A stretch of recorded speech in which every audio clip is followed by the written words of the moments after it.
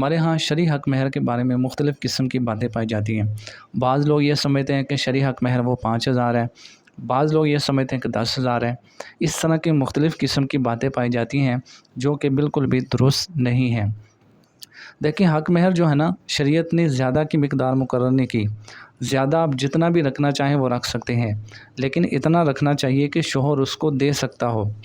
بعض لوگ نا ڈاکو ہوتے ہیں، ڈاکو، وہ ڈاکہ مارتے ہیں۔ کس طرح ڈاکہ مارتے ہیں کہ وہ پہلے مہر کو بہت زیادہ مقرر کر دیتے ہیں، مثال کے طور پہ 20 تولے سونا، 15 تولے سونا، لیکن عورت جیسے ہی گھر میں جاتی ہے وہ زیور اسے ضبط کر لیتے ہیں، اور ایسا ضبط کرتے ہیں کہ پھر بعد میں عورت کو ہوا بھی نہیں لگنے دیتے۔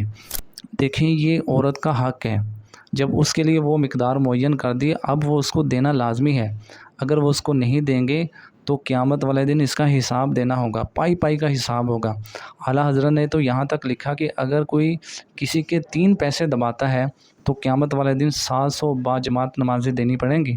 تو آپ اندازہ کریں، جس نے تولوں میں کسی کا زیور کھایا ہو، کسی کا حق کھایا ہو، تو وہ اس کا کیا حال ہوگا۔ بہرحال زیادہ کی مقدار معین نہیں ہے، کم کی مقدار معین ہے۔ کم کتنا ہونا چاہیے؟ کم از کم 10 درہم۔ اب یہ 10 درہم اگر ہم تولوں میں بنائیں اس کو تو یہ بنیں گے 2 تولے 7.5 ماشے چاندی۔ اگر ہم گرام میں اس کو بناتے ہیں تو 30 گرام 618 ملی گرام بنتے ہیں۔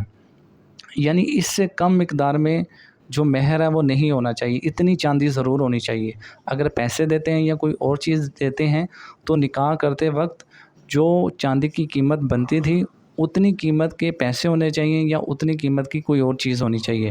مثال کے طور پر 2 تولے 7.5 ماشی چاندی کی قیمت بنتی ہے 20,000، تو 20,000 روپے دینا لازمی ہوں گے۔ اگر کسی نے 10,000 دیے، یعنی 10 درہم سے بھی کم مقدار میں دیا، تو اب شوہر پر لازم ہے بقیہ پیسے رہ چکے ہیں وہ عورت کو ادا کرے، یہ اس پر لازمی ہے۔ جہاں تک مسنون حق مہر کی بات ہے یا مہر فاطمی کی بات ہے، وہ انشاءاللہ میں آگے والی ویڈیو میں بیان کروں گا۔